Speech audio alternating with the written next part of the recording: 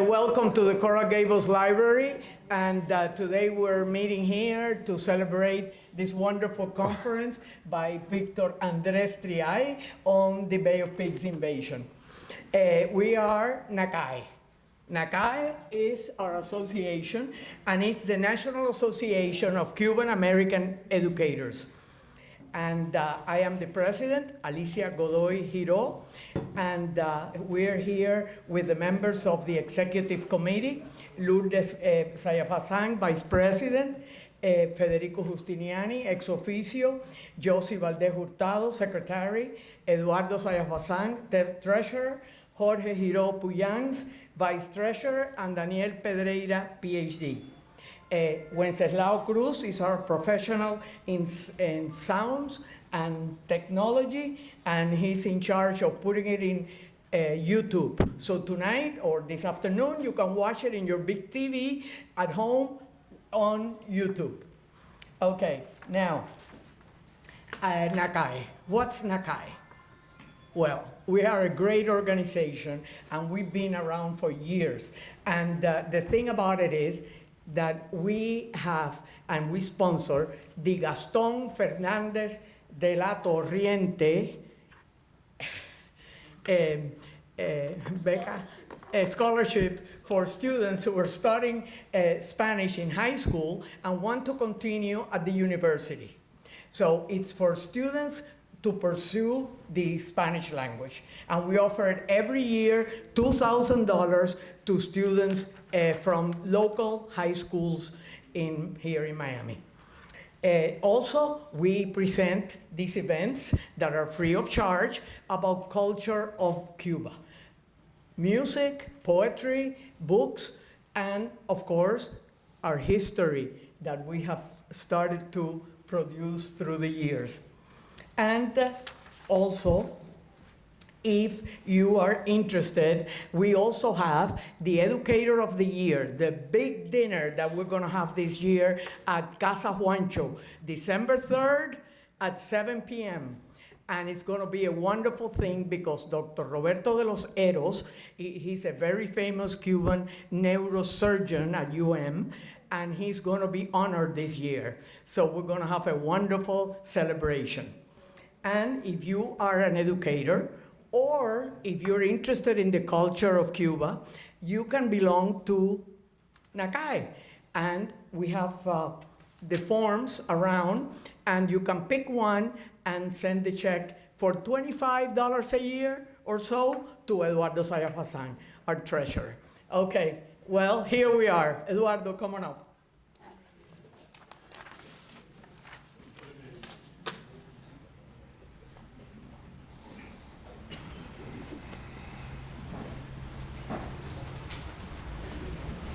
Thank you, Alicia. I'm coming up because I'm presenting the speaker. That's why I'm coming up. Our speaker this afternoon is Dr.Triay, who was born and raised in Miami, Florida. His parents left Cuba for the United States in exile in 1960, 6 years before his birth. Triay is a 1984 graduate of Christopher Columbus High School in Miami. He attended Miami-Dade Community College, and in 1988 received his B.A. in History from the University of Florida in Gainesville. He subsequently attended Florida State University in Tallahassee, where he earned both his M.A. in 1991 and his Ph.D. in 1995 in history. He has been a history professor at Middlesex Community College in Middletown, Connecticut since 1992, more than 30 years. Triay's first historical work, Fleeing Castro, Operation Pedro Pan, and the Cuban Children Program, publishing in University Press of Florida in 1998, was the first book to explore Operation Pedro Pan. The early 1960 program that brought over 14,000 Cuban children to the United States as unaccompanied refugees, and the program designed to take care for them. His second book, Bay of Pigs, an Oral History of the Brigade 2506, University Press of Florida, 2001, was the recipient of the 2001 Samuel Proctor Oral History Prize and was later published in Spanish translation by Random House under the title La Patria Nos Espera. In 2013, Triay entered the world of historical fiction with his three-book saga. The Unbroken Circle, book number 1, The Struggle Begins, was released in July of 2013. Book number 2, Freedom Betrayed, in early 2014. And book number 3, On Freedom Shores, in November of 2014. All the books in the series were highly acclaimed by readers. In 2016 and 2017, Triay conducted the largest oral history project on the Bay of Pigs invasion, interviewing more than 100 members of Brigade 2506 for Florida International University's Cuban Research Institute. In September of 2019, Triay released his long-awaited book about the Mariel Boatlift. The Mariel Boatlift, A Cuban American Journey.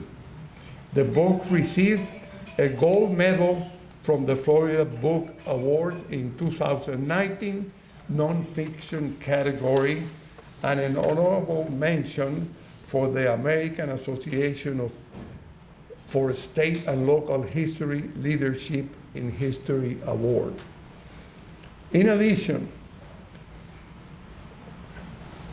being the historian of the Brigade 2506 is what he does for the brigade.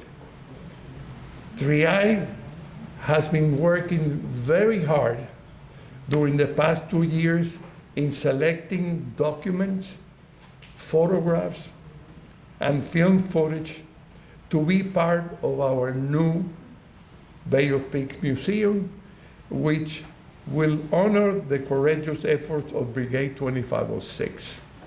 The museum will open to visitors early next year.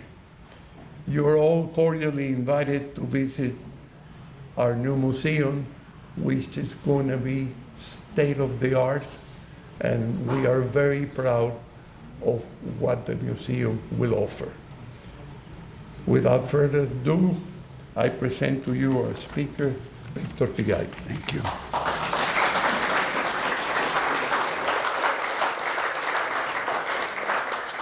Thank you, Eduardo. You know, I do this every day. I've been teaching for, I don't want to think for how long, probably 36 years, and have a group of people in front of me who don't know a lot of things, and I get up and lecture and teach them. But when I do these things, it's a little bit different because my historical figures are actually in the audience. You know, this is like lecturing about Rome, and well, there's Caesar, and there's Mark Antony, and there's, you know, Cicero, and I better get this right. So they keep me honest. Anyway, so this presentation is a little bit different from what I usually do because so many people know what led up to all of this. You know, we know that Fidel Castro came to power in 1959, promising democracy and the Constitution of 1940 and all that wonderful stuff. But we know that almost right away, almost from the get-go, he indefinitely postponed elections. He temporarily abolished political parties. You know, we're still waiting for them to be reestablished. And then came the trials the executions, and quite quickly, right? I mean, there wasn't a long time. I want to warn you, this PowerPoint presentation, I've put it together over the past 3 or 4 days, so it might not be perfect. But anyway, so, January 1959, Castro comes in, appoints a cabinet made up of Cuban Democrats. Everything was wonderful, but then almost right away, we begin with the show trials, right? You see a couple here. One thing that impresses me about the top picture is that this guy's on trial, right? And you all know who that is, but that's not the focus. The focus is the miliciano standing next to him with a machine gun during the trial, right? So that should have tipped a lot of people off. And of course, down at the bottom is the famous aviators trial, right? Which probably most of you recall. The executions, and not just executions, but executions widely broadcast on television, right? So it was known pretty quickly where this was going. And then, of course, within weeks, purging of those pro-democracy figures on the cabinet, the rise of known Communist Party members. And again, this happened in a matter of a few months. Castro then begins criticizing those who criticize communism. People started getting worried, and pretty soon people are leaving the government, people are leaving the armed forces, like Pedro Díaz-Lanz, Hugo Matos, and then all the talk was about communism. Is this communism? Has communism entered Cuba inside this democratic Trojan horse, which is kind of what happened. And already by late 1959, by the last quarter of 1959, a lot of people clearly saw this is communism, right? This is not what this pretended to be. There are different theories of how that happened, but it definitely happened. An opposition arose, right? And a very interesting opposition. I'm not going to go deeply into it. This is the topic of my next book, if I ever write it, The Brigade Before the Brigade.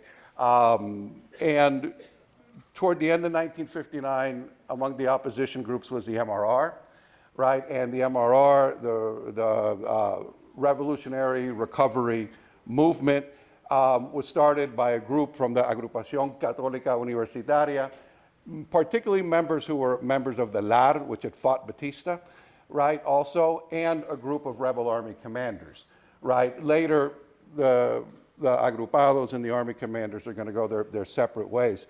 But I love this picture on top because this is in Miami, and you see 3 people there. My good friend Emilio Martinez Venega, Carlos Hernandez Sanchez, who they called Batea, and Manuel Artime, right, who was the leader of all of this. And I love this picture because there were 5 agrupados present at the meeting that they founded the MRR. 3 of them are the 3 in this picture. The other 2 are Carlos Rodriguez Santana, 2506 himself, and Rogelio González Corso on the bottom left. You probably recognize him, who remained in Cuba, heading the underground in Cuba for the MRR. And of course, he was executed in April 1961, right at the end of the invasion. They'd captured him the previous month.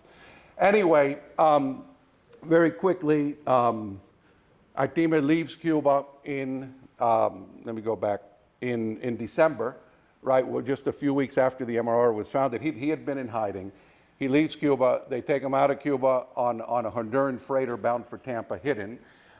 He gets to the United States. But already the Americans were involved in this, right? It was the Americans who got Artime out of the embassy, right? And of course, when I say the Americans, probably the CIA, right? He's met in Tampa. He's met in Miami by Americans who never said they were with the government, but, we're going to help you, et cetera, et cetera. Artime calls Cuba, tells Emilio, hey, start looking for people. We have something. Well, what is it? I don't know, but start looking for people.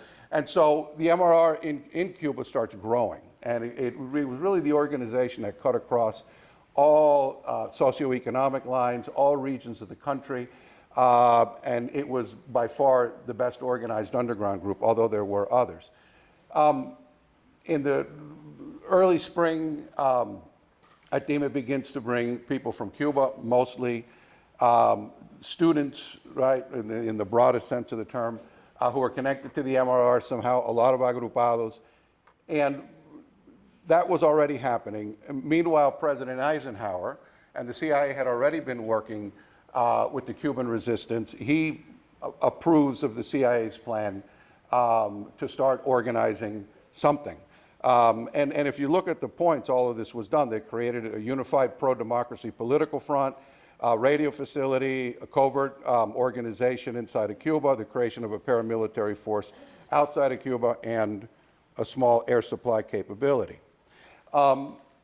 This is in March, right? Probably starting around April, the students begin showing up. Our team puts them in a house on Brickell Avenue, later in Fort Lauderdale.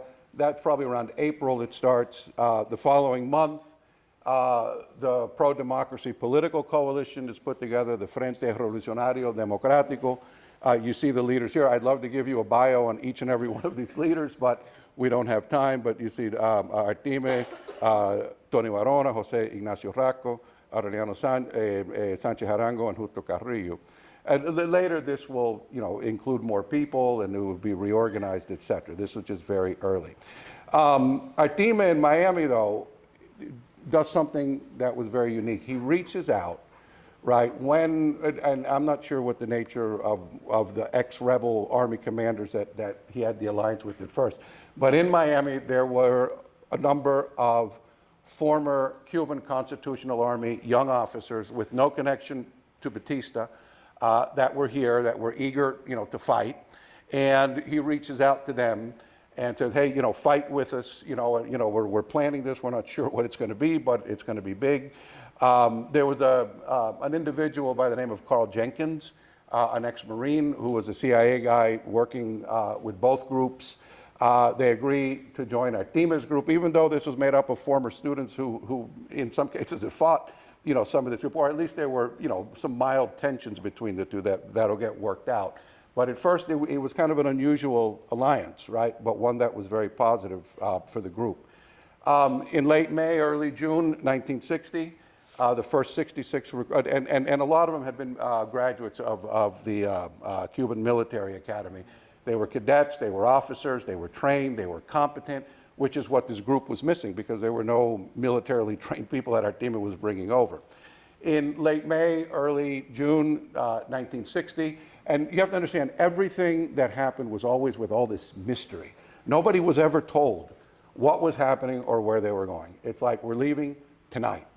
And cars are sent, they pick up the students on Brickell Avenue in Fort Lauderdale in the middle of the night and start driving west. Nobody has any idea where they're going. Later, the officers, the same thing, meet us here and nobody knows, and Hugo Suera could tell you an interesting story about it. I would retell it.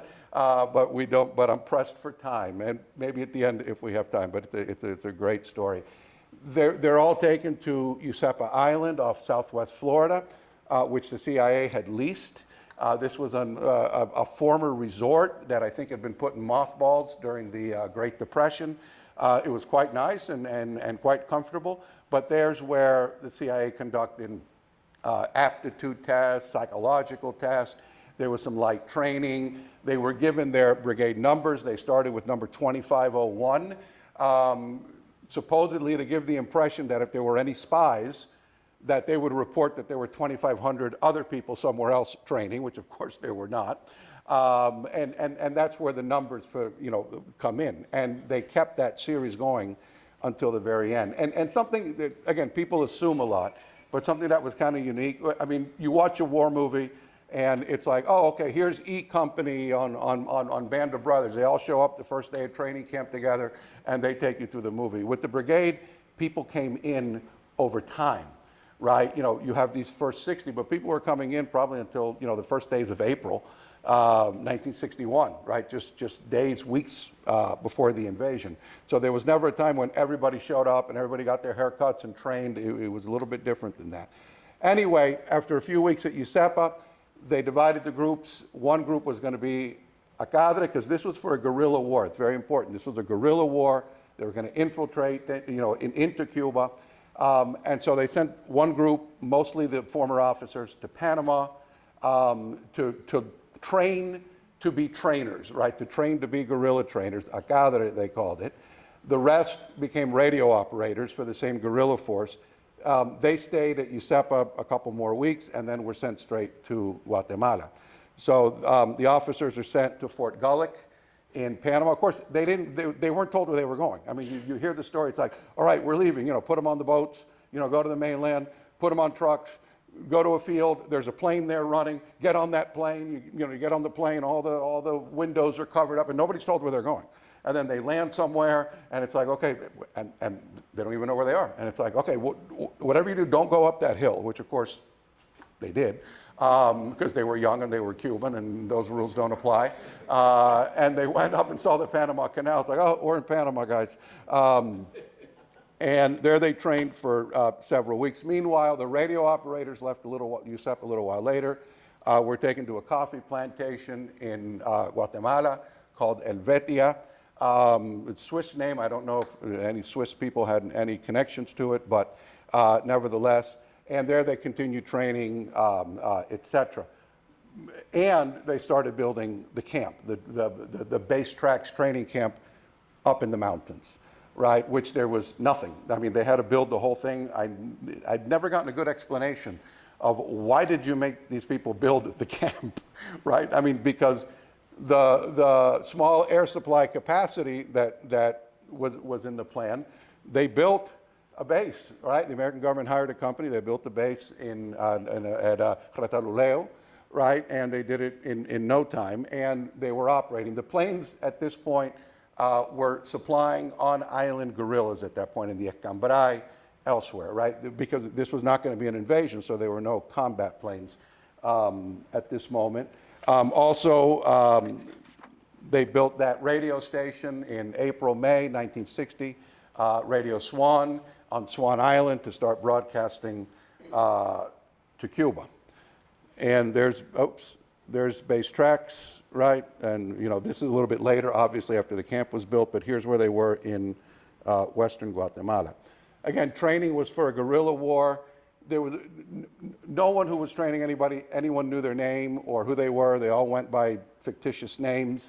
A lot of Eastern Europeans, for some reason, flying the planes, etc. They were all working for the CIA.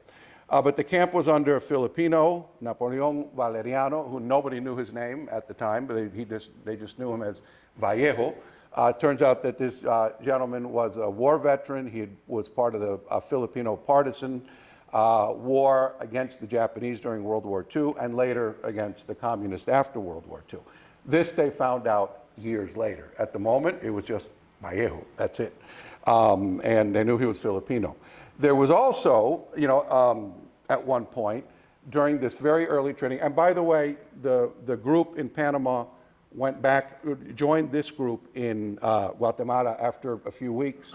So now you have those original 60, and more volunteers started to show up in August, right? And so, every week more would show up. And during this period when they were training for a guerrilla war, right, because that was the whole goal, a bunch of Eastern Europeans showed up. Nobody knew their real names, but they had been experienced, and they began training them in counterintelligence, in psychological warfare, in propaganda. And since everybody was foreign, right, and they didn't know much about them, and they were like heroic figures, the Cubans nicknamed them Los Halcones Negros, right? The Blackhawks, which was a popular comic series of these heroes of different nationalities. Anyhow, the recruits kept coming.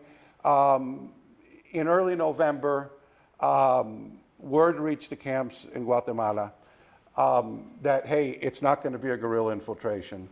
It's going to be a conventional invasion. Okay, this started in Washington as far back as August. People were seeing this is not going to work. A guerrilla infiltration is not going to work. In the first place, we're having trouble supplying the existing guerrillas. We're trying to airdrop things to them. Nothing's getting to them. Castro's counterintelligence under the tutelage of East Germany and other places was getting better and better. And they needed a shock action, right? And plus, every week that went by, Castro's forces were getting stronger. MiG pilots were training. MiGs were doing Cuba at some point that nobody knew at that moment. And we need a shock action. And an invasion would do just that. So everything changed Now they're no longer training as guerrillas, but they begin training as an invasion force, right? You're now a conventional army, right? And so to inspire an esprit de corps, a good military spirit, they told them, hey, choose a name, let's come up with a flag, you know, et cetera. And so they did, and this is when they become a brigade, right? A brigade flag was designed, a brigade emblem was designed by a brigade member, by Blanquito, those of you who know Blanquito. And they named the brigade after Carlos Rodriguez Santana, whose picture I showed you, one of the founders of the MRR. He died in a training accident in September, right? And his number was 2506. And so in honor of him, they named the brigade. New volunteers began to show up because now a lot more men were needed. There was a time when there was very little. There were problems in Miami, but probably around January, more and more showed up. But it was the same mystery, right? You went to a Frente office somewhere or some recruitment office. You signed up, you went home, somebody gave you a call. And for most people, it was, you know, the first day, there was a safe house in Coconut Grove. They were taken there, said goodbye to, you know, their wives or their parents or whoever, and then put aboard, you know, vehicles that they couldn't see outside of. Maybe not everybody, but a lot of people. At night, you didn't know where you were going. They opened it up. You were in an airfield somewhere, and there was a plane ready to go, already warmed up and on. You know, run to that plane. You got on the plane. All the windows were covered. Nobody told you what was going on. Nobody told you who was who, where you were going. Nothing. This was all, you know, all this mystery. And a lot of people knew by this time it was Guatemala, even though it was supposed to be this big secret. And not to, you know, ethnically stereotype my own people, but Cubans aren't great with secrets. They're good. They're okay. Right? But, you know, people talk, and so there was an idea of Guatemala, but they weren't sure. Anyway, but now with a conventional force, new units were needed. Now it was no longer guerrillas. Now you needed all sorts of people. You needed combat planes, and you needed tanks, and you needed you know, certain heavy weapons, and you needed to. So now things begin to expand. New units are formed. The Frogmen unit. Does anyone recognize one of the Frogmen there? Yeah. Okay.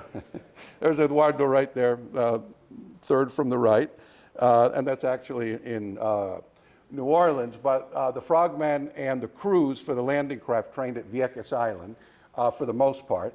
There was a tank unit established. They were trained at Fort Knox at the U.S. Army Artillery School in Fort Knox, Kentucky.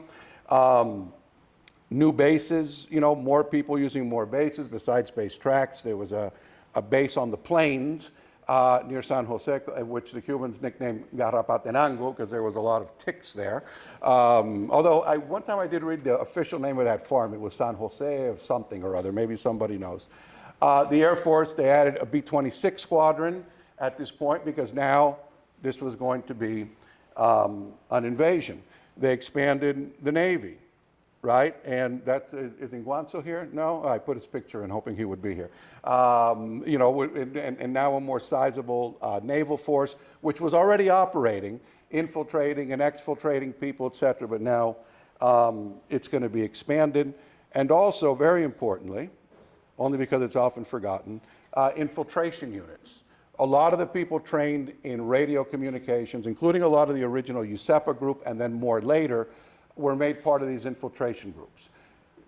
Those who were at the camps already when the change came to an invasion were removed from the camps. Some of the people had been there since day one. Some people were at USEPA, right? They're taken to Panama. Of course, they're not told it's Panama. It doesn't take a lot to figure it out. Then a lot of them are taken to a facility in somewhere near Washington, D.C. Some people say it was Quantico. It was winter. And just like with the Pedro Pan, a lot of people, the most impressive thing was that their first snowfall, right? They saw snow for the first time and went crazy. And then they also sent a lot from that facility to South Florida, way down in what people generically call Homestead, which is the agricultural region south of us, to a farm, to a tomato farm, to continue their training in radio operation and in intelligence, etc. This picture, I like this picture a lot. There was a lot more infiltration people than this.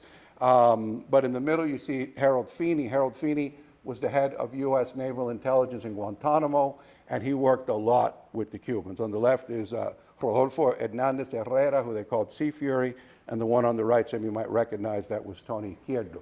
And Feeney was at Guantanamo, and some of the infiltration people were infiltrated through Guantanamo, but their job was to enter Cuba in the weeks before the invasion. Some went as early as January to begin working with the underground. They had different assignments. The different teams had different assignments. Some, were to work with the existing groups, the MRR, the MRP, the Student Directorate in the urban areas. Some went to train alzados in the countryside, right? They had all sorts of different assignments. And some were infiltrated through Guantanamo, those who went into eastern Cuba. Now, the first plan was to do this in the city of Trinidad. Mind you, none of the Cubans knew this, okay? Nobody knew what the plans were, and more on that later, right? This is something that a handful of Americans knew, right? But the overall goal, and it's going to be the same for Trinidad more or less as for the Bay of Pigs in a different place, and that was to create a lodgment, right? A controlled area on the coast, right? Which the liberation forces would control and seal off, bring in a provisional government, which would be made up of people from the Frente Democrático, later they changed it to the Cuban Revolutionary Council. These were recognized democratic figures. They would be taken to the beaches, become a provisional government in arms, and then receive recognition from the United States and hopefully a number of Latin American countries, right? And that would be the cornerstone of the liberation of Cuba. Now, I'm going to give you just a few details on the military part, because they're going to be more or less the same for the Bay of Pigs. Okay, to seal off this area. Okay, Carmen, you recognize this map. We used it in the Diaspora Museum. I don't know if I'm in violation of copyright, but anyway, the one thing, everything hinged on Castro's combat planes being destroyed on the ground before they could become airborne. Here in the Bay of Pigs invasion, both, right? Castro didn't have a huge air force at that moment, but he did have Sea Furies, he did have T-33 jets, and a few B-26s. The brigade only had B-26 bombers, right? That's it. Those same B-26s had to destroy Castro's air force on the ground, because if Castro's planes got airborne, everything would fall apart. Because the B-26s were supposed to protect the lodgment from the lodgment, right?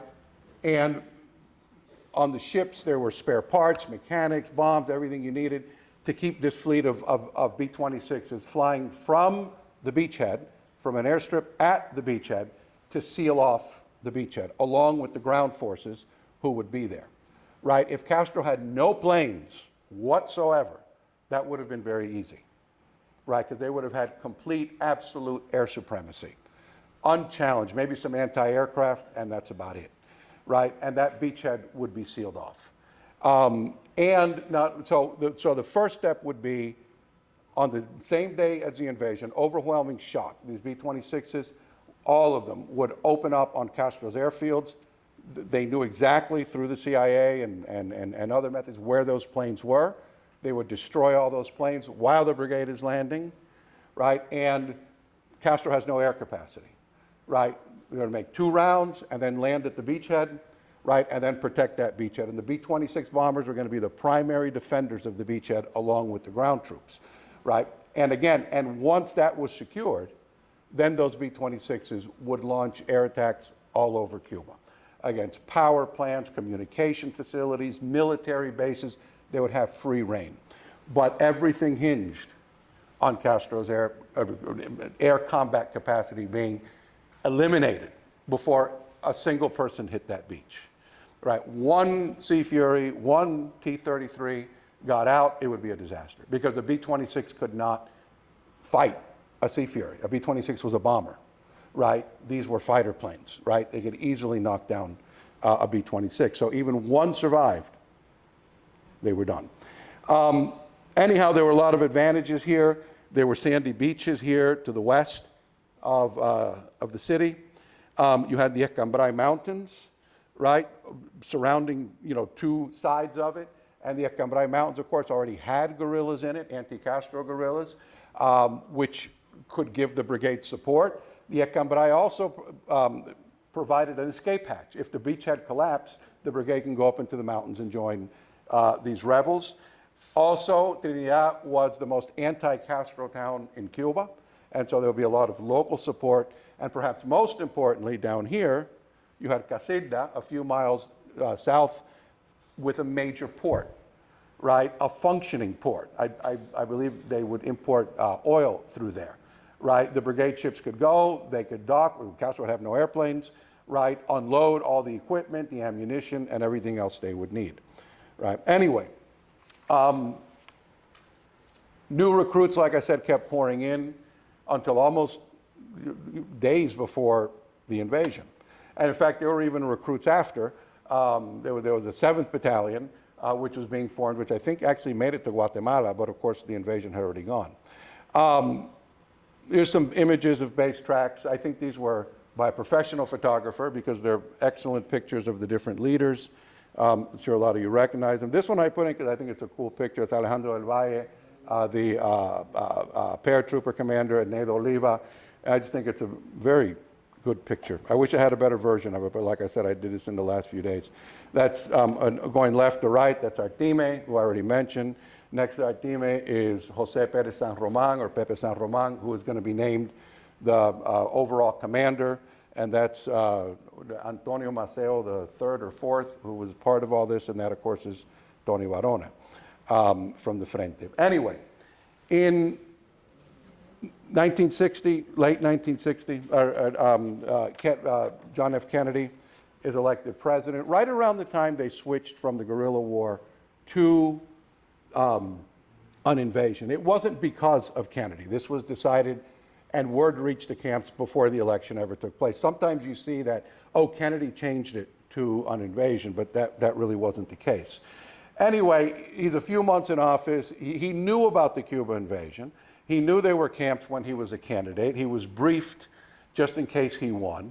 Was asked to keep it under wraps, but he used it as a campaign weapon, right? And he gave speeches, and remember, his opponent was Richard Nixon. Richard Nixon at that moment was the vice president of the United States. So he was going against almost an incumbent. So to criticize Eisenhower was to criticize his opponent. And he was criticizing Eisenhower for not giving the Cuban exiles and freedom fighters enough support, and they've received almost nothing from this administration. When he knew they had, right? That's the big, but he used it. Gets into office, doesn't pay a whole lot of attention to the Cuba thing. I mean, he knew what was going on, but the first big official meeting with the president won't be until March 11th. Okay, almost 2 months after he was in office. And he sat down with the Cuba Task Force, all these people from all these different agencies, from the State Department to the CIA to the Joint Chiefs of Staff that have been working together on this. They present them with the plan, which he kind of knew. And for Kennedy, plausible deniability was very big. Though it had always been under the shadow of plausible deniability, okay, which was, we're going to help these people, but we don't want the U.S. hand to show, right, for a number of political reasons, right? Kennedy took it to a whole other level, right? Kennedy was willing to undermine the viability of the operation to achieve plausible deniability. And on that fateful day of March 11th, he orders a number of changes. This is, remember, the invasion was April 17th. This is March 11th. Okay, things are getting ready to go. He doesn't like the invasion site at Trinidad. He says it's too much noise, it's too visible, find another place. What? Now? We've been planning this for months, right? I mean, at least since January, they had been planning it, right? And all the intelligence and all the logistics and everything else. By Tuesday, this is a Saturday, March 11th, this Saturday. By Tuesday, he approved the plan to land at the Bay of Pigs, right? Just like that, you know, on a dime. In addition to this, right, so I'll come back to that slide. Well, in addition to that, other than that, you know, the plan was the same idea, create a lodgment, right, on the Cuban coast, this time in the area near the Bay of Pigs. I'll give you a few more details later. The air war, launch the air war, destroy Castro's Air Force, operate from the beachhead, bring in the provisional government, which will be recognized, etc. But there were also other restrictions in order to hide the U.S. hand. He insists on nighttime landings in the dark, in the middle of nowhere. Not even the U.S. military, which had perfected amphibious warfare during World War II, but by a lot of trial and error, right? The U.S. wasn't perfect, but by the end of the war, they knew what they were doing. Had never done a nighttime landing. We want a nighttime landing. Again, trying to cover it, not because it was militarily viable, not because it increased the chances of success, but to hide the U.S. hand. And ordered that all ships be out by dawn. Now, mind you, there was no port at the Bay of Pigs, right? There was no port like Casilda, right? So they'd have to land all men and material, right, on landing craft on one beach and small boats, 18-foot boats on another, in the dark, and be done by first thing in the morning. Boats out of there, sun comes up, the ships are gone, which was, of course, something impossible. And at one point, they also changed the air war. Okay, same idea, destroy Castro's Air Force, but now, to hide the U.S. hand, if these guys are landing, right, and on the same day, there's all these planes, all these B-26s bombing Cuban airfields, they're going to know it was us, right? We were behind it, as if they didn't already. I mean, Fidel Castro was already giving speeches about the los mercenarios and training in Guatemala. He already knew. But anyway, maybe the rest of the world didn't, and that's what they're worried about. But they changed it for the airstrikes against Castro's airfields to begin on D-2, 2 days before the invasion, right? 2 days before anyone knows an invasion is coming. The first strikes will be carried out. Why? Because they had a plan, and most of this came from the State Department.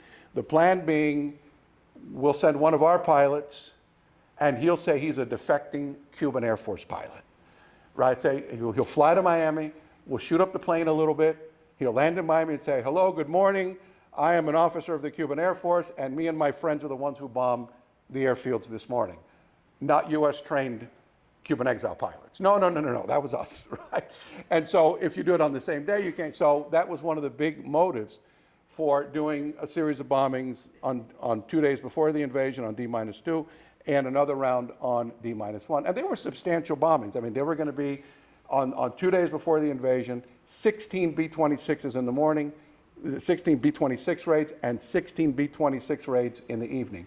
And then on the D-1, the day before the invasion, same thing, 16 in the morning, 16 in the evening. And that information is a little bit hard to verify because a lot of the sources say different things, but I'm pretty sure that was it.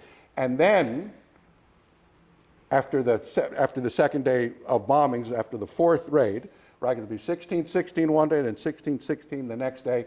That night, the brigade starts landing. The B-26s go.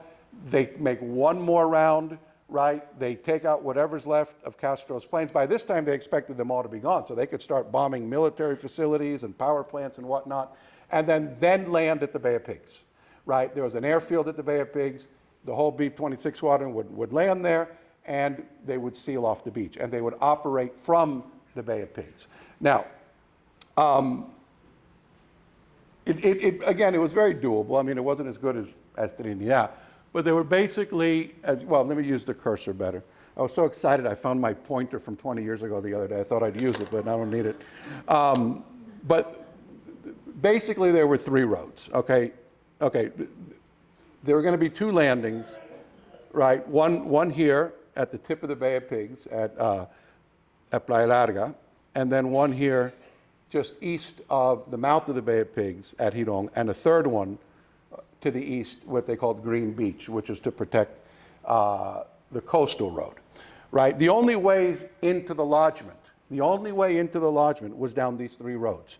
This one from Hawaii Grande to Playa Larga, and then these two that came through here, through Covadonga and to San Blas, and one from Yaguaramas to San Blas, and then they became one road down to Girón. So basically you had to control three roads, and a whole bunch of miles of those roads went through a swamp, which means you can't go off-road. You're sitting duck, right? These roads weren't built for military purposes, right? I mean, they were highly exposed causeways, and miles of which ran right through a swamp, meaning that if you're there, you can't get off, especially if you're on tanks and things, right? And so the idea was that you'd have amphibious landings, right? Let me get a better map. Carmen, you recognize that map too? Right? There would be landings here of the 2nd and 5th Battalion, right, at Playa Larga. Most of the rest of the units would land at Girón. This would be the main base of operation at Girón. And then the 3rd Battalion would land, and well, Playa Larga was codenamed Red Beach, and Girón Blue Beach. And then Green Beach, like I said, was going to be several miles to the east to block the coastal road with the 3rd Battalion. But again, remember, and then of course, there were going to be paratrooper drops, right? And the paratroopers were going to be the first line of defense, okay? And they were to land along these roads, and then of course the amphibious landing units, right? Parts of those would go up and join them, and they would create essentially lines of defense along this road, right? So in the Western Theater, there would be one group, Cachorro, way up here near the Australia sugar mill, right? And then another unit here near Palpite, right? So this road, you got the paratroopers, and then here, there would be a group here near Covadonga, another one here near Yaguaramas, Ricky, okay, there, right? And then the main body of paratroopers would be here at San Blas. But again, the idea was the amphibious landings will have taken place, and units would move up to support this and form a line of defense. And of course, but the main defenders of the roads would be the B-26s. You would have B-26s in the air 24 hours a day. The ships carried fuel, spare parts, bombs, a group of mechanics, right, of airplane mechanics. They had it all on the ships. It was all there.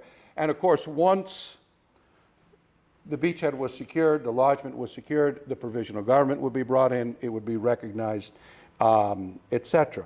And of course, it wouldn't take that much to block these roads. Later during the invasion, when they actually had a chance to do it a little bit, it destroyed miles of Castro columns. Nothing would have gotten down those roads. Nothing. Zero. Right? And then, of course, the pilots could then start focusing on the broader air campaign against military bases, like I said, power plants,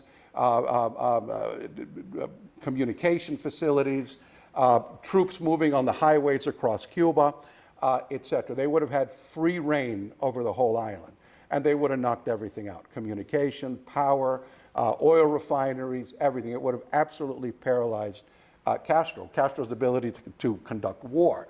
And of course, at the same time, supposedly the underground, which the Americans were working with very closely, which includes the brigade's infiltration units, they were to be alerted when all this happened, so they would be busy blowing up bridges, sabotage, ambushes, not to mention all the alzados in the mountains all around Cuba and in the countryside could go on the offensive, right? So it would be this explosion all across the island, right? Which, of course, we know, unfortunately, isn't what's going to happen. There were also other operations distant from here. There was a landing, Operation Marte, which was supposed to occur in Oriente on the east coast of Cuba. They were to land, go up into the mountains, and start to carry out raids, and also in part to distract Castro from the main landings, because he wouldn't know where it was coming. There was another operation, Operation Mirage, which was to occur off the north coast of western Cuba, and this was brilliant, and they actually did it, and it actually worked. The U.S. had this system of using radios and barrels or something to make it sound like an army was coming, like there was a battle going on. And they actually did this, and Castro had to send troops up there during the invasion, including Che Guevara, waiting for this invasion. But in any event, so the brigade continues training. People keep showing up. People are assigned to different units. People trained at Garapantenango, at tracks, and of course those who were sent away. The frogmen at Vieques, later in New Orleans, the tank people in Fort Knox, but everybody by April is together and getting ready to go. It's announced the invasion's coming. Some people had been in this thing for over a year, just waiting and waiting and waiting and waiting and waiting and not knowing if it's going to happen. So it was like a release. And it's like, just, you talk to anybody who was there and it was just absolute joy, right? Finally, after all this time, we're going to liberate Cuba. They were airlifted from Guatemala to Puerto Cabeza in Nicaragua. You see the long pier here where the transport ships were. Most of the troops are going to go on these transport ships. The transport ships were supplied by the Garcia Line, which was a Cuban-owned company, one of the companies that was still in private hands. Eduardo Garcia, you see him here in the bottom right. The American intelligence people reached out to him. He took no profit from this. It would just be for cost. He insisted on being on one of the ships, which he was. And they told him, but don't worry. Nothing's going to happen to the ships because Castro's going to have no military capacity at all. Right, he won't have any planes, he won't have anything. You go, you drop the people off, drop off the supplies, that's all you got to do. And he agreed to do it without any profit whatsoever. And he was the son of the owner, right? And I mean, he was meeting with CIA people in New York and parks in Washington, it's all, again, all this is very cloak and dagger, a lot of this, right? Whether it was Eduardo Garcia meeting with these people or, an 18-year-old who signed up and is in this mysterious house in Coconut Grove and being put on. So it was all, again, it was an intelligence operation, so it had those features. Finally, once the troops were secured on the ships, again, security was always the big thing. They finally separated the leaders and gave them a briefing. This is where they found out where the invasion was going to take place. Not even the leaders, not even the political leaders, not the Miro Cardona, to the Tony Guano, nobody knew where this was going to happen until this moment that the Americans revealed it. And so you see them here, and anybody recognize that gentleman right there? Hugo Suero, he's hiding. All right, there's Hugo. There's Hugo right there. And then, of course, I believe, and Hugo and I have talked about this picture a lot, this is after the briefings when they were taken to the main invasion ships. You can tell it's not during the invasion because they're not wearing camouflage. They're still wearing khaki uniforms. And there's San Román, there's Oliva, there's Artime, Ferrer, the whole group is there of the leaders. Anyway, in addition to the transport ships, there were also two command ships, two LCIs that were converted for this. One was the LCI Blagar, right? And that was under the leadership of the CIA agent Grayston Lynch. Grayston Lynch was a U.S. veteran of World War II. He'd fought in Normandy, Battle of the Bulge, later at Heartbreak Ridge in Korea. He was a native Texan. And he was going to end up becoming kind of like the on-spot commander, at least during the first half of the first day, right, with the landings. The other LCI was the Barbara J. This was to be at Playa Larga, right? Lynch was supposed to be at Girón, the LCI Barbara J at Playa Larga. And under the command of Rip Robertson, another Texan and World War II veteran from the Pacific, now working for the CIA. In any event, let me do this, all right. The ships leave port. They all go on a different route to Cuba because they didn't want to see all the ships bunched up somewhere. They were shadowed by American vessels, part of Task Force Alpha. I mean, the United States they had aircraft carriers, submarines, the whole thing. It's like, and when a lot of these young, Cubans are seeing these ships, I mean, think of the confidence that you have, right? The Americans are behind us. They're accompanying us. They're shadowing us, to Cuba. I mean, and those who came on planes and can see the fleet, they were like, wow, this is going to be huge. It was like a World War II movie, we can't lose. We can't, I mean, people were worried about the ships were old, but it's the Americans. And that's a very important factor because a lot of the people who participated in the invasion grew up in the afterglow of World War II, where the United States always won. Every American was John Wayne. They don't lose. They can't lose. How can the Americans lose? That's impossible. And they set out to do something, right? They're supermen, and that's who we're going in with, right? And again, but it was still very high risk because, keep in mind that, all these Cubans here in Miami at the time, they were stateless refugees. Fidel Castro controlled an island and had the whole East Bloc and the Soviet Union behind him. How are the Cubans here supposed to fight Castro without the United States? It would have been pointless. Right? I mean, they could, at that moment, probably barely afford weapons. And of course, but we're going in with the greatest democracy in the world that is determined to do. All you had to do is listen to John F. Kennedy's rhetoric during the campaign. That inspired a lot of people. I mean, they're going in with us. Anyway, meanwhile, back at Puerto Cabezas in Nicaragua, there's an airfield. The B-26s are there getting ready to carry out their raids from Puerto Cabeza. The paratroopers come in. Of course, they were going to go straight on airplanes from Puerto Cabeza, so they weren't aboard the ships. And this is a famous picture of their briefings. There's Cachorro and probably a couple others who are here right now, right? In any event, and they take off. But little did they know what was happening elsewhere. Because from the moment they left on April 14th until a few hours before they landed, they had no idea of what was going on. They became world news, right? And you can shift. If I were making a movie, I would shift city to city. Washington, New York, Miami, Havana, Tokyo. Right? Castro's reach was so big that when the first bombings happened, there were protests at the U.S. Embassy in Tokyo. Okay, I mean, imagine, and a lot of other cities. But they had no idea. April 14th, okay, the night before the first bombings. Remember, the first bombings were to occur on D-2. April 15th, 2 days before the invasion.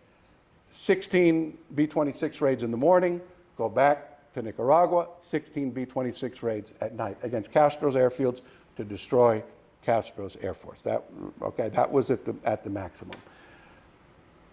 The day before, President Kennedy's talking to Richard Bissell. Richard Bissell was the director of plans for the CIA who was overseeing all of this, a Connecticut native, right, from Farmington. And he asks him almost in passing, so how many raids are going to happen tomorrow? And 16? And Bissell had been lobbying for the invasion. He was like the one really, at meetings, et cetera. And Kennedy just says, according to Bissell, that's too much, cut it. Oh, okay. So he said, he didn't say by how much, so he just cut it in half. So instead of 16 planes, it would be 8. And then at some point, and there are different versions of this, right? The second raid on D-2 was also canceled, right? Was canceled.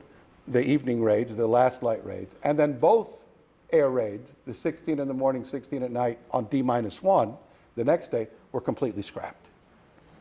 So you have one raid at half force going in 2 days before the invasion.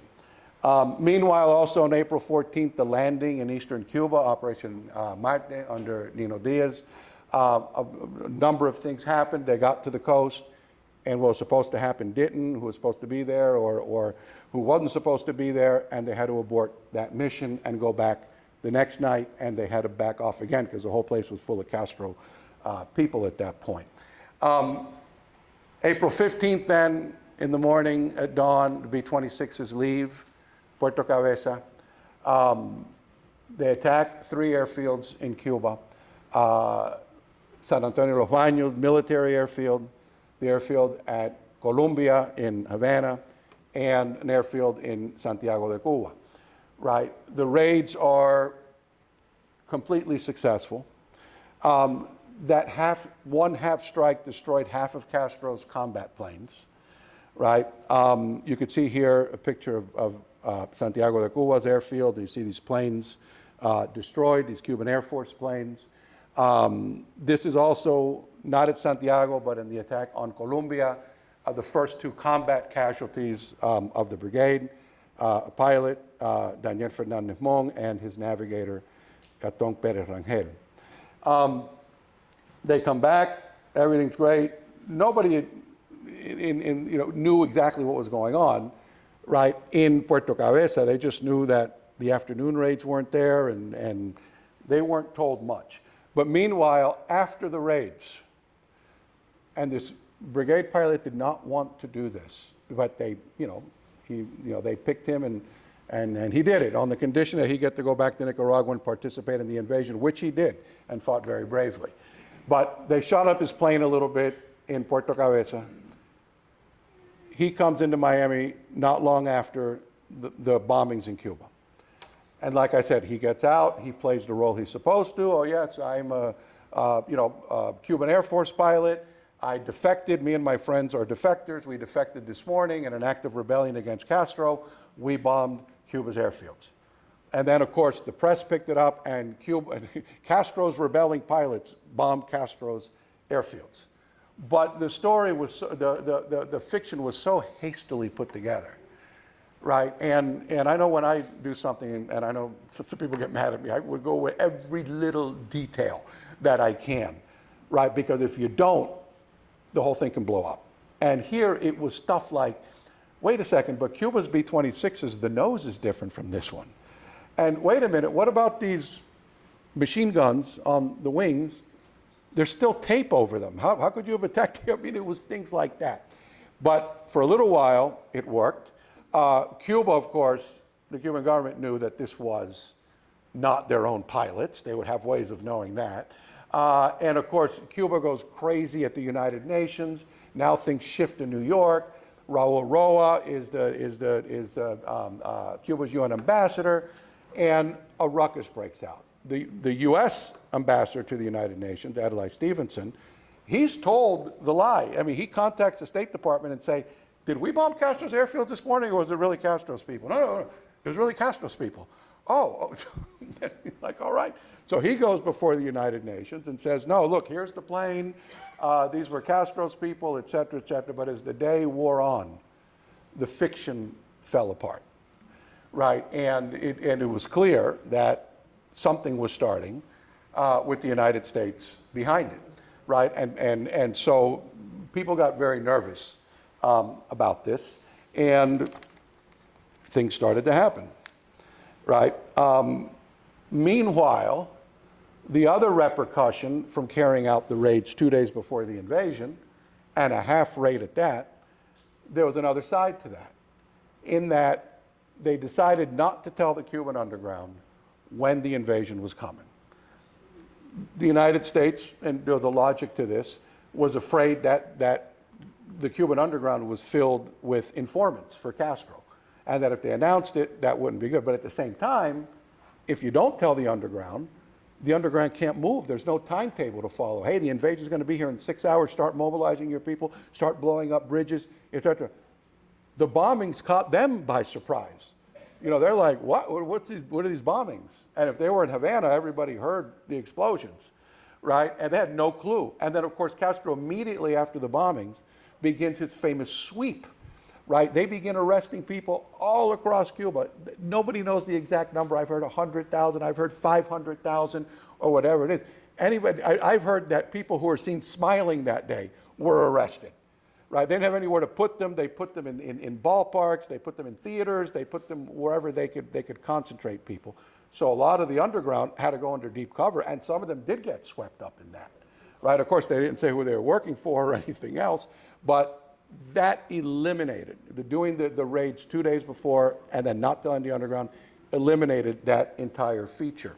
In the meantime, the brigade is on the high seas, oblivious to all of this. I mean, this is global news. I mean, newspapers all around the world, news reports from one end of the globe to the others talking about this. And, you know, these poor guys are on the ship saying, yeah, we're going in with the Americans. This is going to be great. right? Without any clue that this whole thing was over before they ever got to Cuba. The ships rendezvous several miles from the Cuban coast to go into Cuba together. There's a ceremony aboard the Blagar, which is where the command staff was, right? A patriotic ceremony. You could see them here. And I like this picture in particular because you don't only see the people here at the back of the ship, but you also see whoever was in the way of the picture, that these people are saluting as well. Right? It was a very emotional moment. They line up, right? All lights off, except for the stern light, so the ship behind could follow, and start heading in toward the Bay of Pigs. In the middle of the night, the USS San Marcos, one of those ships, I forget what they're called. Somebody here has to know. But they're the ones that you can open up one end of it and it fills with water, and then boats can come off of it. They delivered the landing craft, right? And the American crews turned it over to Cuban pilots. These landing craft also carried excavation equipment, the tanks, etc. So they joined the flotilla and start heading in, right? And what they didn't know was that a few hours before this, other things were happening. Again, what were supposed to be 4 strikes of 16 planes each over 2 days had been reduced to 8 planes 2 days before the invasion. And remember, you had to destroy Castro's airfields. None of this would work if Castro had 1 combat plane, right? Not 1, right? And so, the pilots are thinking, why aren't we bombing? And of course, those who were more optimistic were like, well, the Americans are behind this, right? There must be a good reason for this, right? That's what you would assume at the time. But they weren't. That wasn't the case at all. So the Cuban B-26 pilots, the Cuban exile B-26 pilots are in Nicaragua. They have no clue what's going on. Meanwhile, in Washington, that evening, a whole bunch of things happen. Allen Dulles, the director of the CIA, who really wasn't involved that much with this stuff, it was mostly Bissell, but as part of the cover, to make it look like everything is calm and good, he goes to Puerto Rico to give a speech or get an award or something, right? And Charles Cabell, an Air Force general, is in charge in his absence. Cabell had been kind of kept out of a lot of things. He's at the golf club or something. He says, I'm going to pass by the office and see what's going on. And he goes by, and he sees all this stuff about Nicaragua and Cuba. He says, whoa, what's going on? And the CIA guys are like, oh no, right? And in Cabell's defense, he did lobby like crazy later for airstrikes. But it was like, there's sometimes you just ask too many questions. Well, hold on, let me call McNamara and let me call Dean Rusk, and they didn't know, right? And it's like all of a sudden it becomes this big discussion in Washington and a debate, should we do this? They called Kennedy, right? And Bissell's involved at this point. And he says, we have to carry out these airstrikes. And he explains why, I've told you 100 times. And Kennedy kept asking, do we really need the airstrikes? Do we really, over and over and over. And I kept telling him yes, but he wanted to hear no, but the answer was yes. And then Dean Rusk, who was the Secretary of State, even said, listen, I was in Burma in World War II, and if anything, airplanes were a disruption to operations. Okay, and but Kennedy has to side either with the CIA or with the State Department. And he sides with the State Department, and they effectively cancel the D-Day air raids. The last air raids capable of eliminating Castro's Air Force. And he still had a few Sea Furies, a couple T-33s, and a couple B-26s left. Enough to end this thing. And it wasn't so much a cancellation, so to speak. They said, okay, listen, no more airstrikes until the exile B-26s, until they can operate and carry out the airstrikes from Cuba. They can't even land in Cuba because Castro still has planes. How are they supposed to even land in Cuba to carry out raids if Castro has planes? The whole thing was you had to get rid of these planes before they even landed. So it was in effect a cancellation. The exile B-26 pilots, some of them are already in their planes. It's like 3 o'clock in the morning when Washington sends word. I mean, Reed Doster, who was like the American head of the base, gets all these telexes and all the missions canceled, canceled, canceled, canceled. He's like, what? Resend, please. This has to be a mistake. Canceled, canceled, canceled. The Cuban B-26 pilots are already on the planes. The planes are being warmed up. They're getting ready to get into the flight line and go to Cuba. Doster shows up in a Jeep, gets in front of the flight line, and does this. It's been canceled. It's been canceled. Leaving Castro with more than enough planes to do what he wanted to do. This is a quote from Eduardo Ferrer, one of the brigade pilots. I thought it was worth putting in because this is a what if. What if everything was carried out the way it was supposed to? The raids were to have destroyed airports and military installations. The plan had been to hit the enemy with the destructive power of 125,000 pounds of TNT, almost 400 rockets, and nearly 140,000 50 caliber bullets. In the first raids, using only 8 of the original 16 planes, we destroyed more than half of Castro's Air Force. Had we been allowed to carry out the rest of the scheduled missions, we would have reduced to rubble all enemy aircraft, plus military installations, weapons, and equipment. Didn't happen. It didn't happen. Anyway, so what did happen? Well, the landings occur. I'm going to try to be quick about this, and I know I got a bunch of brigade guys here who later are going to say, well, I said olvidó mencionar, whatever, right? But I'll risk it, right? Because I know we're running out of time. But anyway, and signal me when I'm out of time, when I'm 10 minutes before. The landings occur, right? First at Blue Beach, the Frogmen land. Eduardo was at that first landing. There was a lot of coral rock. A lot of the Cubans told the Americans this shore is lined with coral. And no, here's the YouTube picture, and our expert analysts have decided that what you're seeing there is seaweed or maybe clouds, shadows from clouds. There's no coral there. Yeah, sure. Anyway, the Frogmen land. They have a firefight with a couple of milicianos in a Jeep.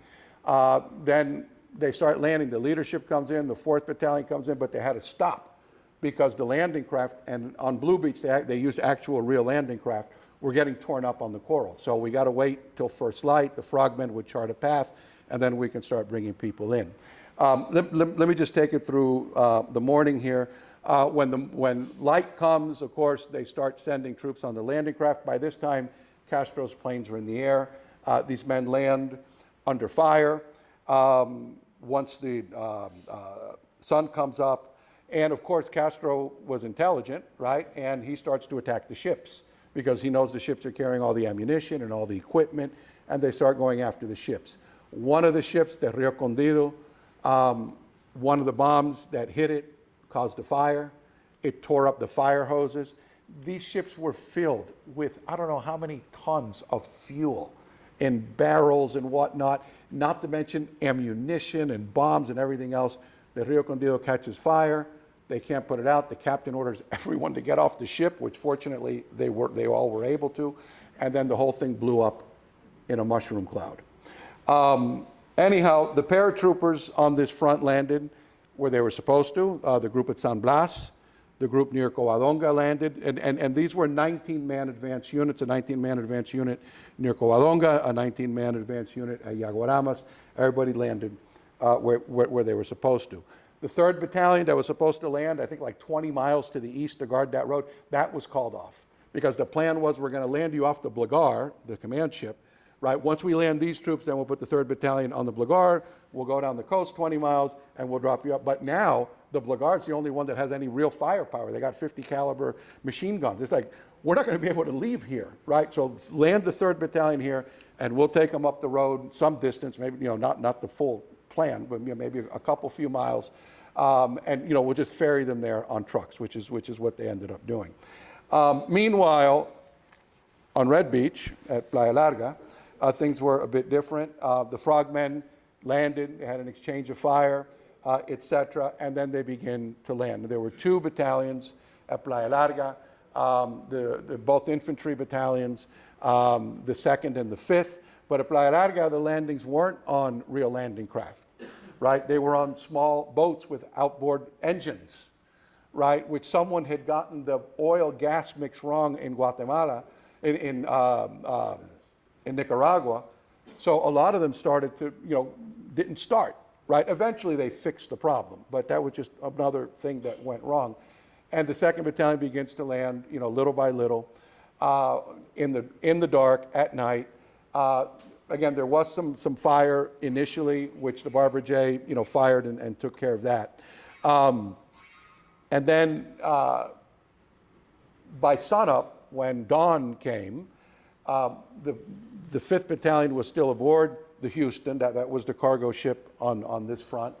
And I think one squad from the 2nd Battalion might have still been on the Houston, but now it's dawn, and now a B-26 comes into view. Mind you, the brigade had B-26s because Castro had B-26s. And the brigade B-26s were painted like the Cuban Air Force's B-26s to fool the enemy. So when this B-26 comes over the beach and heads out over the bay, it's like, oh, there's our air support, wonderful, right? And then it starts to fire at the Houston. And it's like, oh, maybe it's not ours, right? And then, of course, pandemonium breaks out. The 5th Battalion still aboard the Houston. The captain, Luis Morse Sr., has to take evasive action, and he ends up, it's a long story, but he ends up going down the bay this way a little bit, a couple miles, and having to beach the ship because in the process, Castro's Sea Fury showed up. Okay, they hit the ship twice. I don't think the bombs exploded, but they made big holes and started a fire. And so he lost steering, right, because it got destroyed. And yet somehow he was able to maneuver the ship, get it on a sandbar, right, a few hundred miles from shore, and everybody into the water because this thing's going to blow up. And people jumped into the water. Some people went on lifeboats. Some hung on to debris and went in. Some people jumped in with their boots and equipment. Some of them drowned there. A lot of them had to take off their boots and their clothes and everything else just to get to shore.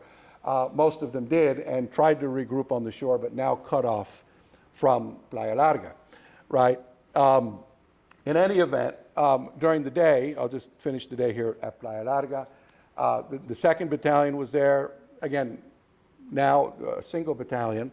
Later, some support will come from Girón, a couple tanks and elements of other units, right? But around noon, a relatively small Castro force. And mind you, even with all of this, this was a success, right? Because at the end of the day, by morning, the brigade had taken a 40-mile beachhead, despite all the mishaps. And in every military operation, there are mishaps, right? They took a 40-mile beachhead, had it secured. Castro had no idea, the last secret was where this was going to take place. Castro had no idea it was going to the Bay of Pigs.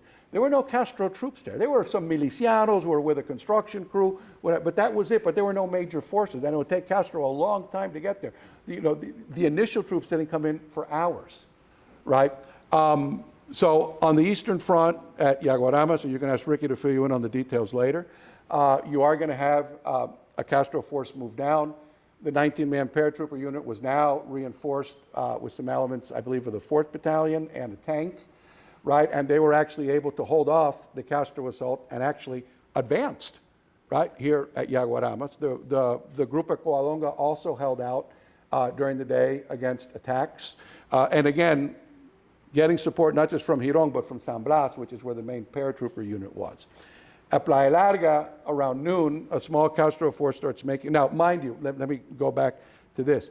The paratroopers here on the Western Front was a different story. But by the time they came in, well, by the time all the paratroopers came in, Castro planes were in the air. The brigade planes that were landing people on the Eastern Front managed to get the paratroopers where they were. On the Western Front, though, Castro planes showed up. The pilot had to take evasive action, and if I'm not mistaken, but had to come in, instead of along the road, had to come in perpendicular to the road. It's hard enough landing. I mean, the roads were what, about this wide, right? And you had to land all these men at 800 feet in parachutes to land on the road and not in the swamp. That's hard enough, and you're going 300 miles an hour, right? To come in this way and do it is almost impossible. And so a lot of these paratroopers got thrown off target and into the swamp. But still, there were no major Castro movements until like midday or so. They come in, a small Castro force. The brigade advance units from the 2nd Battalion see them. The brigade was well positioned. They opened fire and destroyed this force. Later, at around 3 o'clock, now the group at Playa Larga reinforced with a tank and elements of other units, is set up along the same road. And now a much larger Castro force starts to come in. A long line of buses and jeeps and armored cars and infantry, and coming right into the brigade's bullseye. I mean, just they did that, and some people thought, this can't be, they're not this stupid, right? This is are they coming from behind us? You know, because this can't, and they were right there. And once they got into range, the brigade unloaded, began to destroy it, and then, and this is an important point on a number of levels, the B-26s in Nicaragua, okay, had been allowed at this point, they've been given permission to provide air support over the beaches in pairs. You gotta think about that. Okay, we're gonna send you on B-20, and mind you, there were fuel restrictions because it took a lot of fuel to get from Nicaragua to Cuba and make it back to Nicaragua, and they weren't allowed to land in US territory, right? You can only carry so much fuel. They even took the tail gunners out to make room for more fuel. And they went, but they were being asked to go into a battle zone where the skies were filled with faster fighter planes, the same fighter planes they were prohibited from destroying over 2 days before that. And now you got to go into those skies and face those planes that we prohibited you from destroying earlier. And they went. And we'll talk about that in a minute. But for now, 2 planes showed up right when this battle's taking place, north of Playa Larga, right north here along the road. 2 B-26s show up from the brigade, right? And it's like perfect timing. And they unloaded on that Castro column and destroyed, I don't know how many miles of road. I mean, it was an absolute elimination of this Castro force. Now think about this. These were 2 B-26s that had maybe half an hour over Cuba before they had to get back. Imagine if you had 22 B-26s at Girón, 24 hours a day, 7 days a week, infinitely supplied, nothing would have got, if those 2 planes with only a few minutes over the battle zone did that much destruction, imagine 22 planes, 24 hours a day. Nothing would have gotten through there. Anyhow, so Castro backs off, and everybody knew he was going to come again. Meanwhile, on the Eastern Front, the group at Covadonga is facing a huge force, and they're eventually, they fought off a number of assaults, and they're eventually going to be evacuated to San Blas, to the main paratrooper base. At Yaguaramas, they held out throughout the night. The next morning, they'll back up and go to Orquitas for several hours, but we'll get to that in a minute. Anyway, but meanwhile, at Playa Larga, everybody knew Castro was coming in. The brigade commanders chose a crossroads. People call it the rotunda, right? But it was a major crossroads that Castro would have to come through, right, no matter what. And so they set up around the rotunda. When night came, a massive artillery barrage began, combing the area, looking for the brigade's position. And this went on probably for, 3 or 4 hours, right? And there's nothing. You read, I mean, I've never been in a war, but I've read a lot of memoirs. And for almost everybody in modern warfare, the worst thing you can be under is an artillery barrage. What it does to the nerves, but they held out and they didn't move. And they even got the radio frequency of the enemy and were able to tell their troops, move here, move there, because the shell's about to come in. And then when that ended, tank and infantry assaults all night into the rotunda and right into the brigade's fire. And it was an intense nighttime battle. You couldn't see anything, except explosions and whatnot. But when dawn came, the 2nd Battalion and those who had been sent to help them held out. They held back this major Castro force. I mean, the brigade had like 2 tanks. Castro had 20-something tanks. Half of them were wrecked in the rotunda. He had like 20,000 men or something like, over 2,000 men facing not even 400 from the brigade, and they held out. And here you see, well, this is the road north of Playa Larga during that daytime bombing, right? Here's an actual picture, and here's an artist's depiction. And then this is the rotunda. And ironically, there was an INRA sign right in the middle of it. And in any event, so on April 18th, the second day, to go back to the map, I'm going to have to keep going back to it. The group at Yaguaramas pulls back, like I said, to Orquitas. They hold out for several hours under attack, and then they're evacuated to San Blas. So now this whole group on the Eastern Front is concentrated at San Blas. The 3rd Battalion that was down the beach is brought to San Blas. And so now this becomes a point of defense. The group that was at Playa Larga on the night of the 17th and the morning of the 18th, they're out of ammunition, right? They're very low on ammunition. Castro's putting together an even bigger force, and they're taught to come back to Girón. And so they pull out, get on trucks, go down the road to Girón, where the 2nd Battalion rests. The 6th Battalion is sent to guard the western entrance to Girón because Castro was going to come this way, no doubt about it. Meanwhile, on the Eastern Front at San Blas, the group there comes under heavy artillery barrage. They have to evacuate the town. They set up a new line a few hundred yards down the road from the town in the direction of Girón and hold out there. Meanwhile, on the 18th, they get word on the beach. The ships that were left, I forgot to mention this, after they eliminated the Houston, blew up the Rio Condillo, the other ships in the brigade were ordered from Washington, get out because we're going to lose all the ships. Go to international waters. And they did, and still had to fight off Castro's planes in international waters. And they downed a couple of Castro planes as well, right? But they were, they were at sea this whole time. Communication was reestablished. The brigade leaders are told, U.S. jets are coming. Mind you, the USS Essex was out there. You had half the U.S. Navy, just offshore, in the distance. And it's like, thank God it's about time. And sure enough, a little while later, U.S. Navy jets come over, dip their wings at the men on the ground, and it was hallelujah, finally. And then they went in, and then they turned around and went back. Didn't fire a shot.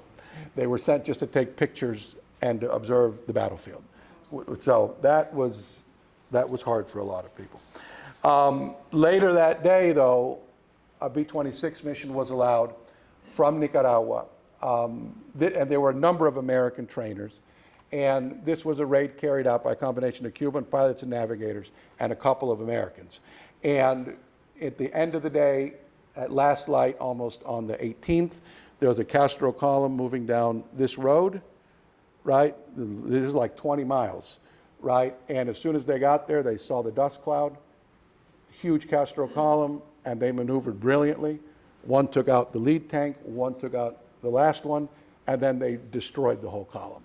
Right, and someone actually made a painting of it, right? You can see, well, hold on, wait. You could see it here, see the B-26 and the Castro column. Anyway, on the 19th, they were given permission in Nicaragua. By this time, a lot of the Cuban pilots were either dead. There were 10 of them, 10 airmen who had died by this point, or exhausted. And some of the airmen, or some of the trainers from the Alabama Air National Guard volunteered to fly the mission along with a Cuban pilot, right? And so I think it was 5 planes took off, 4 of them manned by pilots from and navigators from the Alabama Air National Guard. In Washington, they made the decision to help the ships come back to unload everything. We need to push Castro's troops back at least for a while, and the ships could come back and unload the equipment. Okay, so there's a B-26 raid going. They got Kennedy, begging and cajoling, and he finally agreed to provide a 1-hour air umbrella over the battle zone. Send U.S. jets in there, not to shoot at anybody, but a presence, which intimidated people, and then have the brigade B-26s fly under that umbrella, destroy Castro troops, push them back, etc. So when the B-26s get there, there's no air umbrella. One of the big mysteries of the invasion, probably the best analysis is by Jim Ratzenberger in his book that came out in 2011. But still, there's no clear answer. At first, they were saying, well, that's because the time difference or whatever. But when you plan a military operation, you're on the same timetable, right? So that didn't fly. So nobody knows why. But in the end, 2 of the airplanes flown by Alabama Air National Guardmen were downed. 2 pilots and 2 navigators from the Alabama Air National Guard perished in this operation, and you see their names here. One of them actually landed, crash landed, and they were shot after they crash landed. In any event, back at the Bay of Pigs, the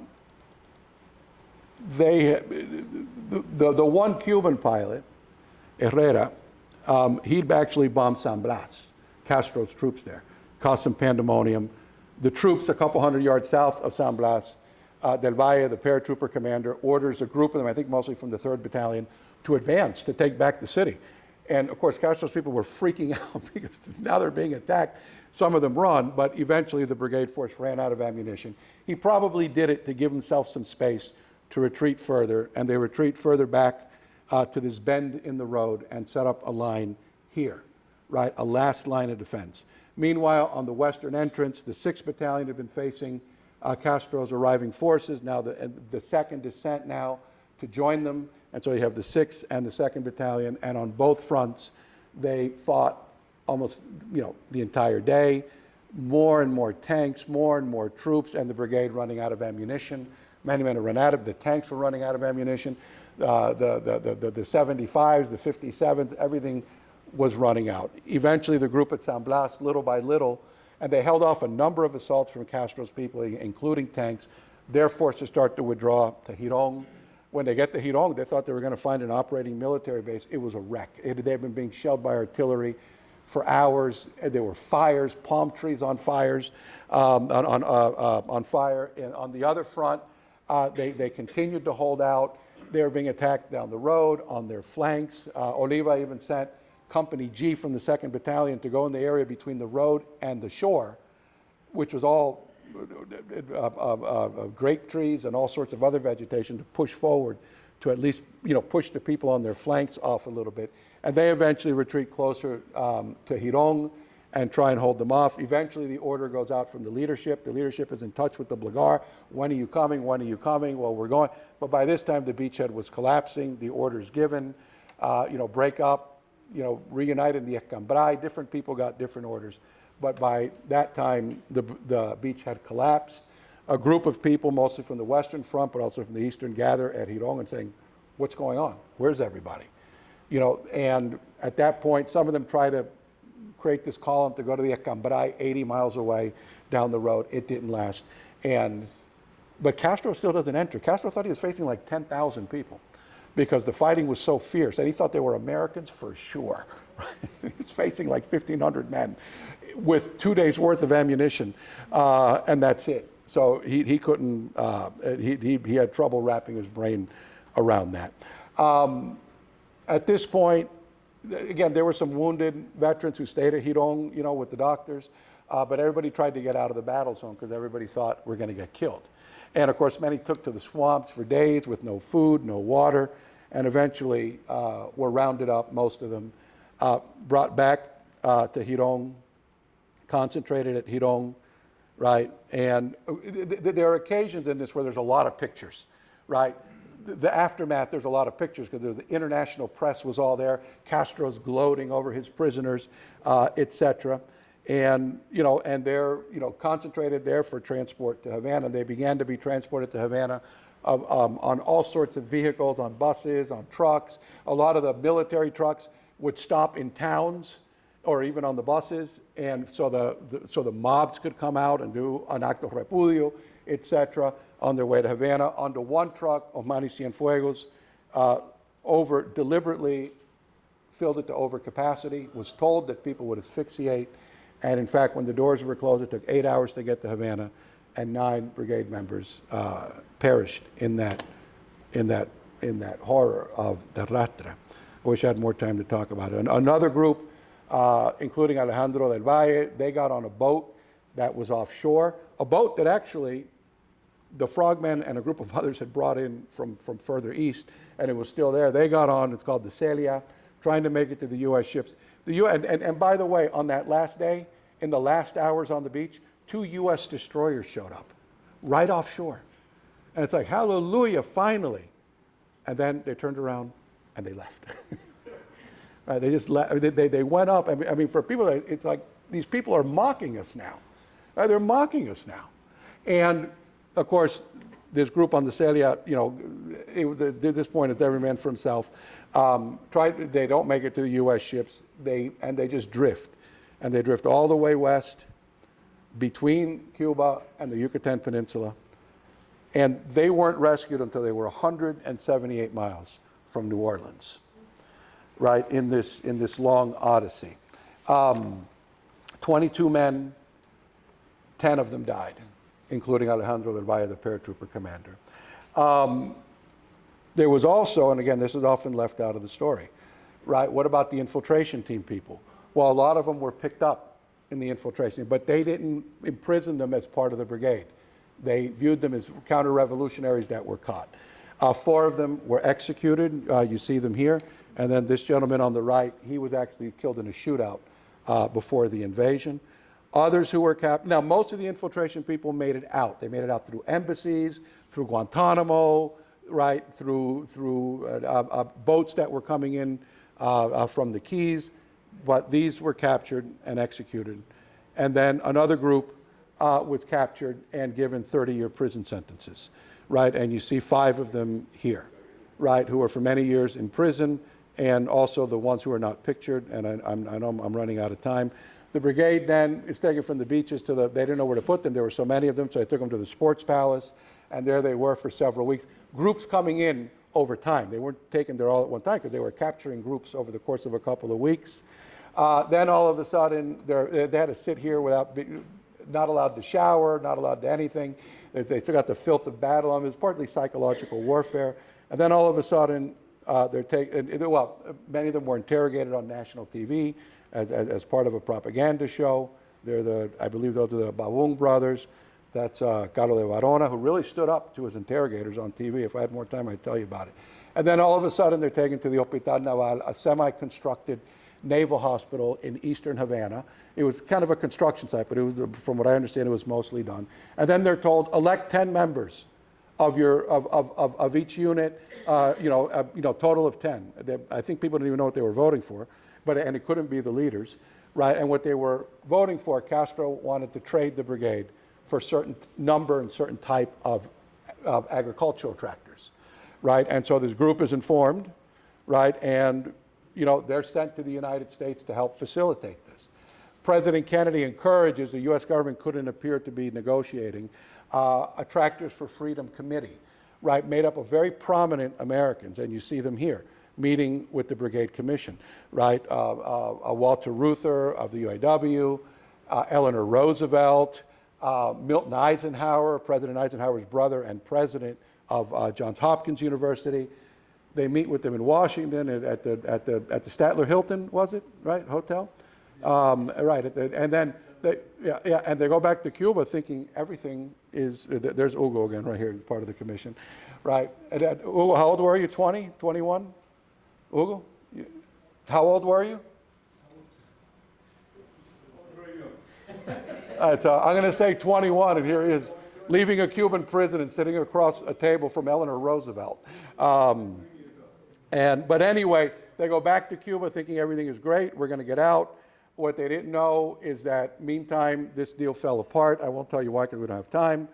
So Castro allows the group to go to the United States again to try to salvage the deal. They get to the United States. Nobody's taking their calls. This whole thing fell apart. At that point, they create the Cuban Families Committee made up of a lot of the men's wives and parents, et cetera. Some of them very prominent, capable people to continue the effort to get them out of prison. And a group of them, that's Alvaro Sanchez, Ernesto Freire, Enrique Yaca, right? They actually go back to Cuba with this group and start meeting to see, but there was very little they could do because they had to come up with the money for the tractors. And these were recently arrived exiles, so nobody really had that. But they kept up hope. They kept something going. The brigade, meanwhile, is taken out of the relative comfort of the Hospital Naval and put into the very dreary Castillo del Príncipe. In July 1961, I think July 13th, was it? And there they're left, and it was a kind of a limbo. I mean, what's going to be done with them? In the meantime, Castro separated 14 of them for alleged crimes created during the Batista regime, hold a trial in Santa Clara, and of the 14, 5 of them are executed. They were all tried at the same time, a one-day trial, right, capital crime trial. 5 of them are executed that same day. Here are their names, and 9 are condemned to 30 years in prison. 2 of them died in prison. The rest were released, but the last one wasn't released until 1980, the last 2 in 1986. So the last 2 brigade prisoners were 2 years after I graduated high school is when they released the last prisoners from the brigade. Anyway, after this limbo, and again, I'm not going to go through the whole Castillo because I know I'm out of time. Castro doesn't know what else to do, so he holds a mass trial, hoping for propaganda value, hoping that the men would come up and denounce the United States and this, that, and the other. But the agreement was nobody testifies. Nobody says anything. And of course, they couldn't get anything out of them. So after this 3-day trial, and Ricky, that's you, right? Ricky, that's you, right? Right there, see? Yeah. So he pointed that out to me many years ago. At any rate, they're tried, and of course, their defense lawyer was practically asking for their, appointed by the government, practically asking for their execution. And after 3 days of this farce, they're finally sentenced. Their Cuban citizenship was stripped and sentenced to 30 years of hard labor. But you could ransom them out, right? And they divided them into categories of $500,000 if you want to get them out. Those were San Roman, Artima, and Oliva, the 3 leaders. Then a category of $100,000, then a category of $50,000, and a category of $25,000. If your families want to find the money and get you out, they could. Meanwhile, I would say you see the brigade split into 3 at this point. Those that stayed in the Castillo del Príncipe, which was the majority, but those with $500,000 and $100,000 ransoms, that's Oliva and Artima during the trial, were those with $500,000 and $100,000 ransoms were taken to Isla de Pino, but not to these circulars that we always associate with Isla de Pino, but rather into this pavilion where around 113 or so men, we've been trying to pin down the number for a while, were locked in maybe a space this big, maybe, and not allowed outside. They had to spend the whole time in there of course, you can imagine the disease that spread in there, etc. But Castro started to meet with the Families Committee after the trial, right? Berta Barreto, called someone and they started talking. The Families Committee goes back to Cuba, and again, it was impossible to raise this money. It just wasn't, but they were going to try to do something. Castro agrees to allow out the most wounded, the most severely wounded prisoners, and in April, they're released to Miami, right? These 60 wounded, there's Eduardo again, right? They're released, met by their families, and then some of them join the Families Committee to raise awareness of the brigade in prison, et cetera, going on the Ed Sullivan Show. This is a group at St. Mary's Hospital in Detroit where they were being treated. Bobby Kennedy recommends to the Families Committee to hire James Donovan. James Donovan was a prominent New York City attorney, and he had recently negotiated the deal to exchange a Russian spy for Francis Gary Powers, the famous U-2 pilot shot down over the Soviet Union. Such a big incident that Tom Hanks, decades later, made a movie where he played Donovan, right, called Bridge of Spies. Well, that same James Donovan is hired to start negotiating. Here's pictures of Berta Barreto, the head of the Families Committee in Havana.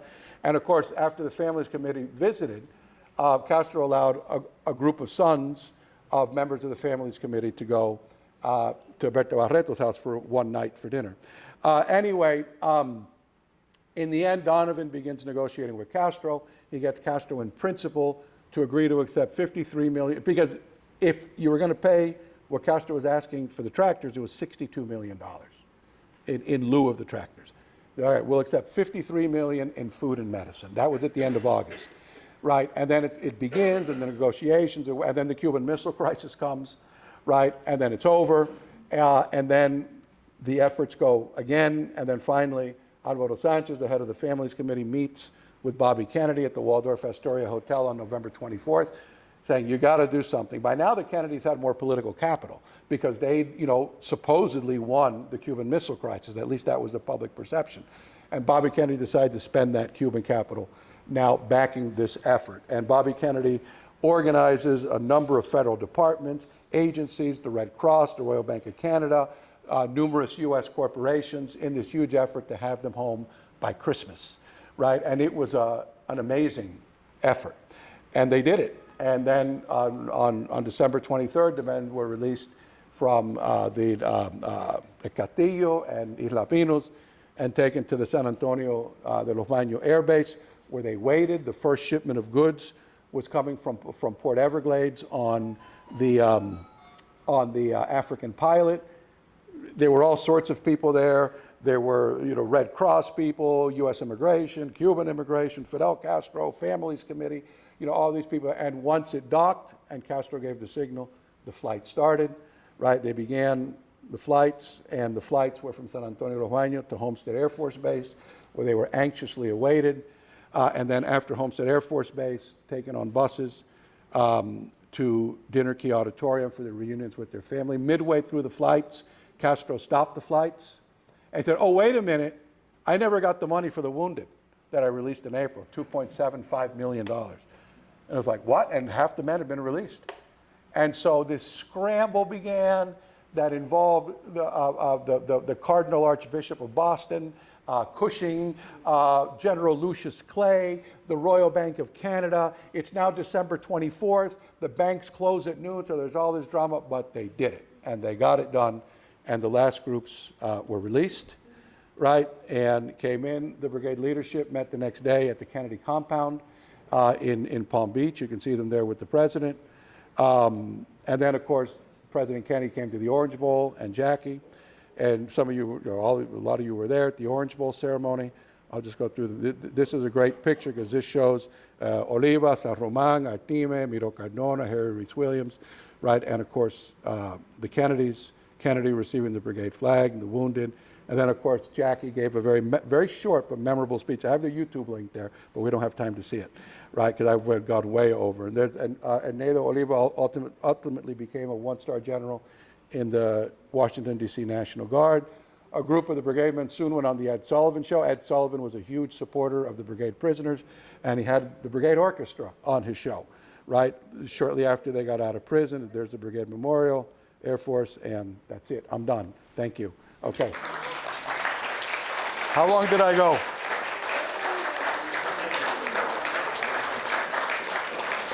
Okay. I'm sorry. I went way over, didn't I? I know Eduardo's mad at me now. Okay, no. I'm sorry. I know that I kept you here longer than you thought. So, any questions? No questions? Okay. All right. Well, thank you for coming out. Eh?